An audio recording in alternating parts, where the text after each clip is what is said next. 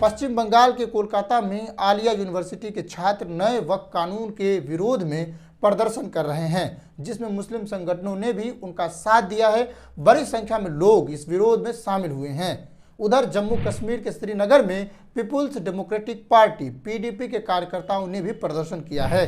PDP के महासचिव खुर्शीद आलम के नेतृत्व में कार्यकर्ता शहर के केंद्र की ओर मार्च करना चाहते थे, लेकिन पुलिस ने बैरिकेड्स लगाकर उन्हें रोक दिया, यानी उसे कार्यालय में ही नजरबंद कर दिया।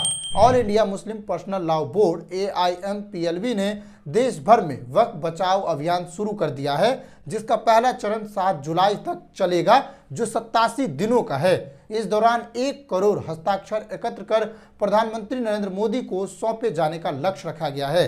AIMPLB के महासचिव मौलाना फजलुर रहीम ने सभी धार्मिक और सामाजिक संगठनों से इस अभियान में शामिल होने की अपील की है। उन्होंने एक वीडियो संदेश में सरकार पर सांप्रदायिक एजेंडा चलाने और धर्मनिरपेक्षता को कमजोर करने का आरोप लगाया है।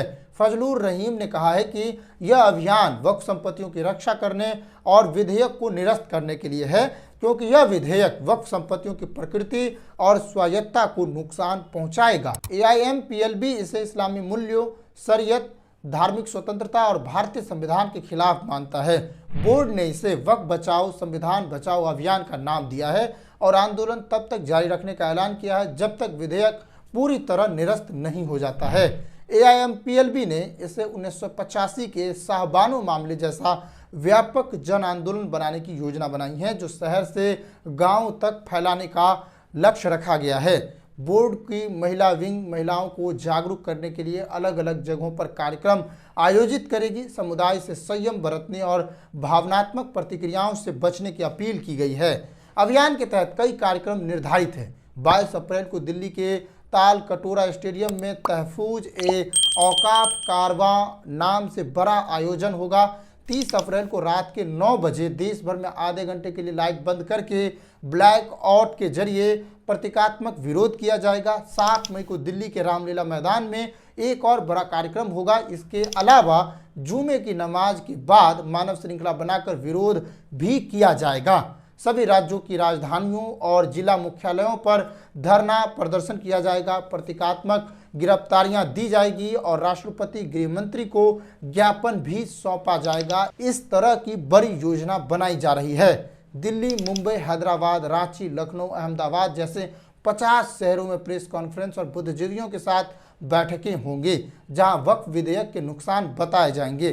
AIMPLB ने वक्फ कानून को लेकर कई आपत्तियां दर्ज की है।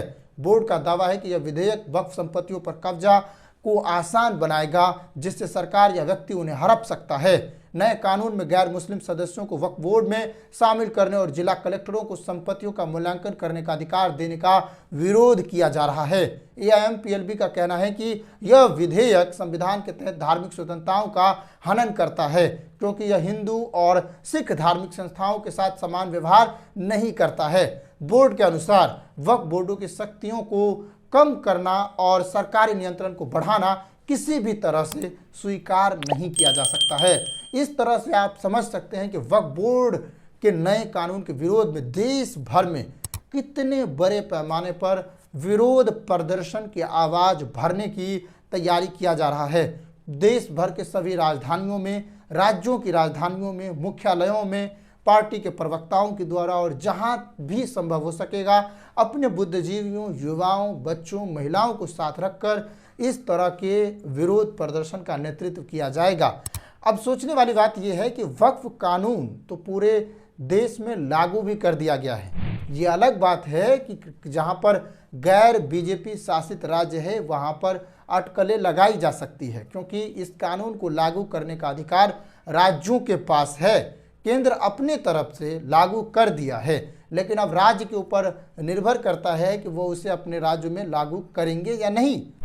यहाँ पर एक बात समझना जरूरी है कि वक्फ के कानून को लेकर प्रदर्शन होना जो है वो शुरू हो चुका है और इसकी तैयारी, इसकी जो चिंगारी है वो अब शुरू हो चुका है।